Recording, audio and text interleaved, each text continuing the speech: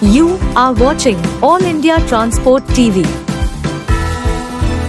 आपको जानकारी दे दें, ये किसान कोई पंजाब या हरियाणा के नहीं बल्कि दिल्ली से सटे हुए गांव व दिल्ली के किसान हैं जो पिछले 1 साल से अपनी मांगों को लेकर कुतुबगढ़ इलाके में धरने पर बैठे हैं।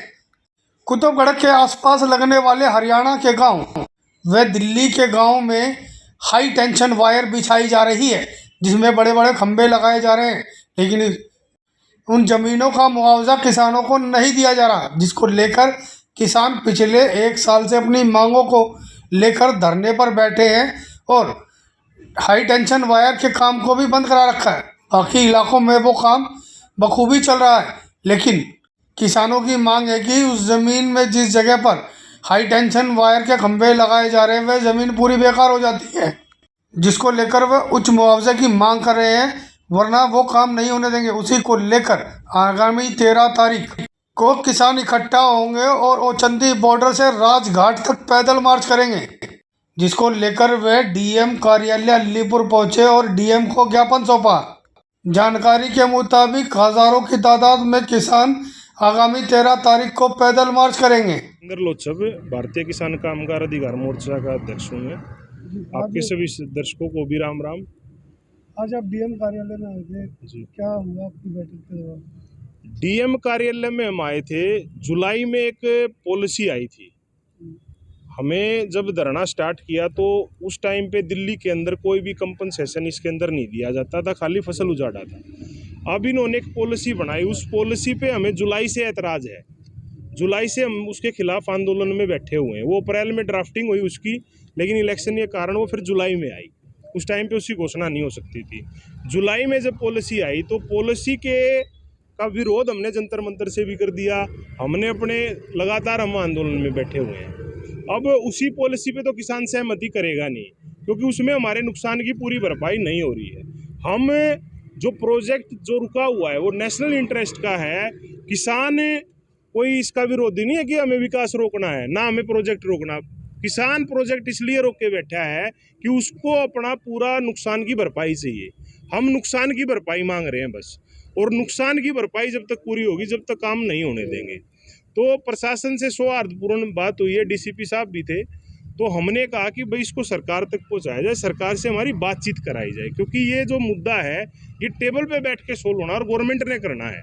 ठीक है, हमें ये कहना कि भाई कोर्ट चले जाओ या भाई इस तरीके से करो, तो हम 1 साल से तो धरने पर बैठे हुए, हमने आंदोलन का रास्ता ले रखा है और आंदोलन ही इसका फैसला करेगा।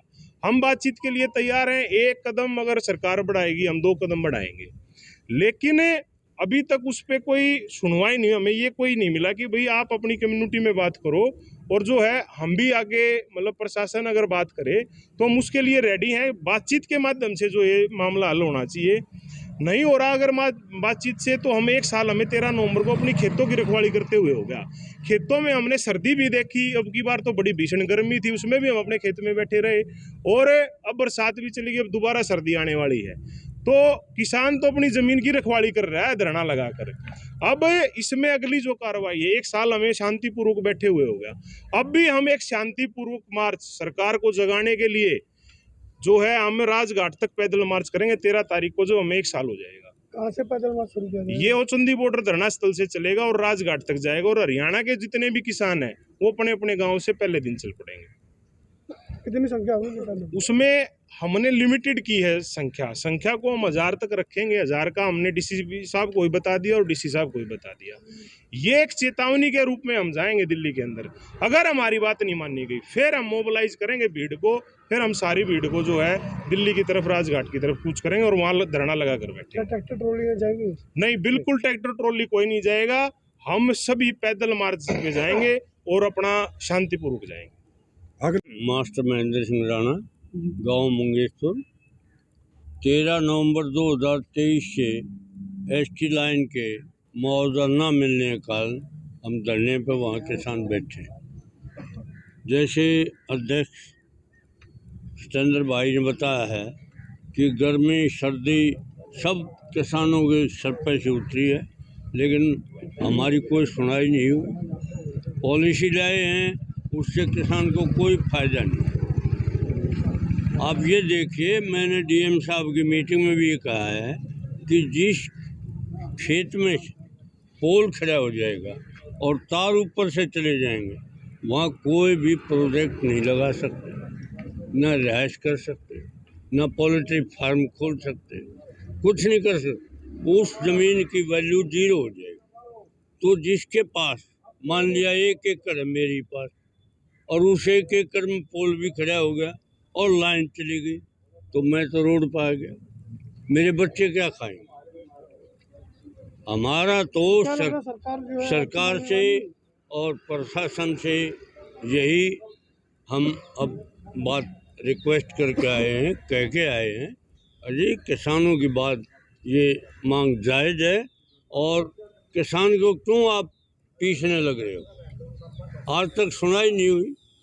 उनके सामने हमने बात ये रखी है, तो डीएम साहब ने, जैसे चंद्र भाई ने भी बताया, डीएम साहब ने एक सुझाव दिया, भाई एक फार्मर की आप छोटे लेवल पर मीटिंग करो और उसमें आज की मीटिंग के बारे में बताइए, और आगे जैसा फैसला हो हमारे को बता दें, मैं दोबारा मीटिंग करने के लिए तैयार हूँ।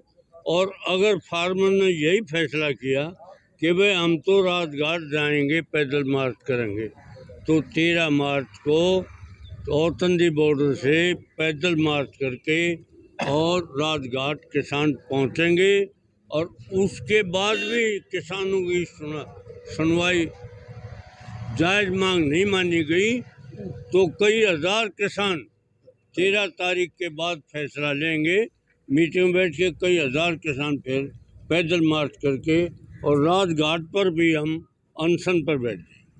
हमसे जुड़े रहने के लिए हमारे YouTube चैनल को सब्सक्राइब करें और नई वीडियो की नोटिफिकेशन के लिए बेल आइकन को दबाएं। अगर आप ये वीडियो Facebook पर देख रहे हैं तो लाइक जरूर करें और ज्यादा से ज्यादा शेयर करें।